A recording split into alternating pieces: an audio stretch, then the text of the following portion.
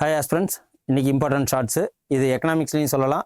நமக்கு கண்டிப்பாக இதுலேருந்து ஒரு கொஷின்ஸ் உண்டு. வருஷம் எல்லா எக்ஸாம்லையுமே கேட்டுருவாங்க.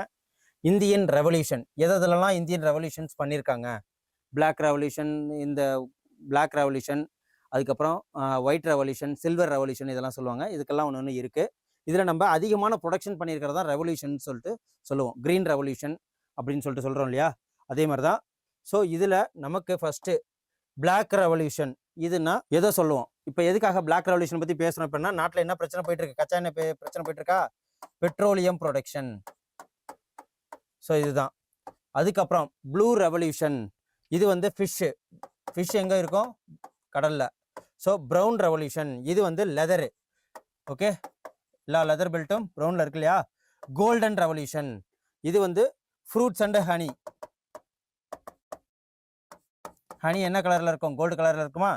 அப்புறம் கிரீன் ரெவல்யூஷன், இது வந்து அக்ரிகல்ச்சர் ப்ரொடக்ஷன், ஃபுட் கிரெயின்ஸ் அப்படின்னு சொல்லுவோம். அப்புறம் கிரே ரெவல்யூஷன், இது ஃபெர்டிலைசர்.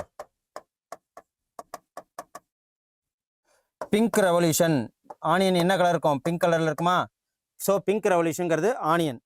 ரெட் ரெவல்யூஷன் அப்படிங்கிறது மீட்டு உண்டு, கறியெல்லாம் என்ன கலரில் இருக்கும்? அதுக்கப்புறம் டொமேட்டோவும் உண்டு, தக்காளி. அப்புறம் சில்வர் ரெவல்யூஷன், முட்டை. ஓகே, ஸோ சில்வர் ரெவல்யூஷன் வந்து எக்கு, அதை பற்றி சொல்கிறது.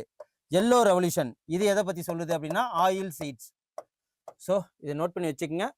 உங்களுக்கு இந்த ஷார்ட்ஸ் ரொம்ப யூஸ்ஃபுல்லாக இருக்கும். இதே மாதிரி இம்பார்ட்டன்ட் ஷார்ட்ஸ் உங்களுக்கு தெரியணும் அப்படின்னா சப்ஸ்கிரைப் பண்ணுங்கள், கமெண்ட் பண்ணுங்கள், லைக் பண்ணுங்கள். நன்றி, வணக்கம்.